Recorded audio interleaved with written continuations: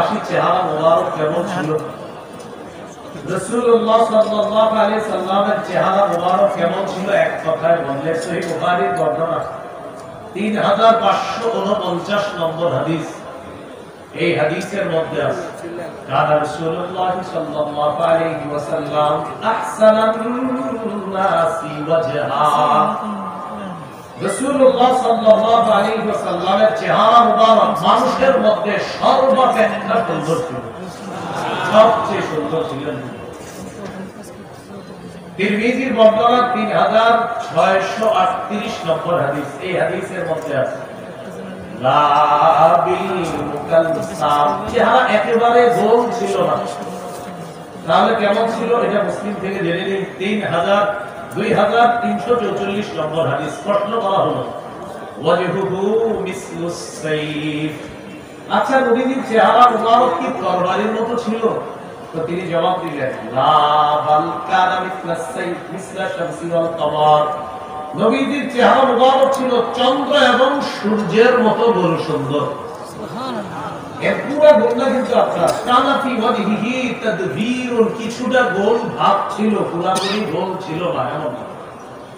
একটি হাদিস শুনেন জাবির ইবনে সামুরা রাদিয়াল্লাহু তাআলা আনহু বর্ণনা, তিরমিজির 2811 নম্বর হাদিস, 2811। এই হাদিসে আছে জাবির রাদিয়াল্লাহু তাআলা আনহু বলেন রাআইতু রাসূলুল্লাহ সাল্লাল্লাহু আলাইহি ওয়াসাল্লাম, আমি আল্লাহর নবীকে দেখলাম ফি লাইলাতি ইবরিয়ান, জ্যোৎস্না রাতে। আমি রাসূলুল্লাহ সাল্লাল্লাহু আলাইহি সাল্লামকে দেখলাম জ্যোৎস্না রাতে। ফাজআলতু আনজুরু ইলা রাসূলিল্লাহ সাল্লাল্লাহু আলাইহি ওয়াসাল্লাম ওয়া ইলা আল-কমার, আমি একবার নবীর চেহারা মুবারকের দিকে তাকাইলাম, আরেকবার চাঁদের দিকে তাকাইলাম। আল্লাহর কসম হুয়া আহসানু ইনদি মিনাল কমার, আল্লাহর কসম আমি চাঁদের দিকে দেখলাম, নবীর দিকে দেখলাম, চাঁদের চেয়ে নবীকে আমার কাছে বেশি সুন্দর মনে হলো। সুবহানাল্লাহ। আর যেমন সগীরের মধ্যে আসছে ইয়াতালা আল্লাহু ওয়াজহুহু তালা আল কমারি লাইলাতাল বদর, পূর্ণিমার রাতে চাঁদ যেমন সুন্দর, নবীর চেহারা মুবারক ঠিক তেমন সুন্দর উজ্জ্বল। সুবহানাল্লাহ। এই হলো চেহারার বর্ণনা। রয়ে গেল কপাল। কপাল ছিল কেমন?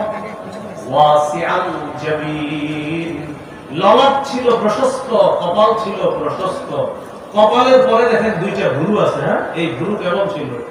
আযাজ্জাল হাওয়াজিবি সাওয়াবিগা ফি গায়রি কারনিন বাইনাহুমা ইলকুন ইউদিরুল গাদাব, নবীজির ভুরুগুলো ছিল বক্র, ঘন, সুন্দর, সরু ছিল বক্র। দুই ভুরুর মাঝে ফাঁকা ছিল, মিল ছিল না। ফি গায়রি কারনিন, একটা আরেকটার সাথে মিলিত ছিল না। মাঝখানে বাইনাহুমা ইলকুন, মাঝখানে একটা ছোট্ট রগের মতো ছিল। সাহাবায়ে কেরাম বলেন এত সুন্দর ছিল এটা, ইউদিরুল গাদাব, যখন নবী রাগ করতেন তখন এই জায়গা রগটা হতো চমৎকার ভাবে স্পষ্ট হয়ে যেত।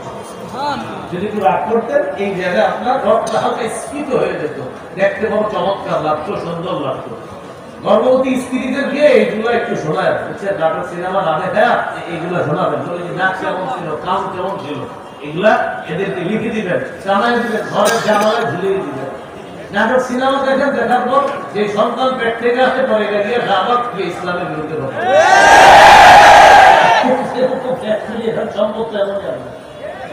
আল্লাহ আমাদেরকে হেফাজত করুন। এই ছিল রাসূল সাল্লাল্লাহু আলাইহি ওয়াসাল্লামের গুরু।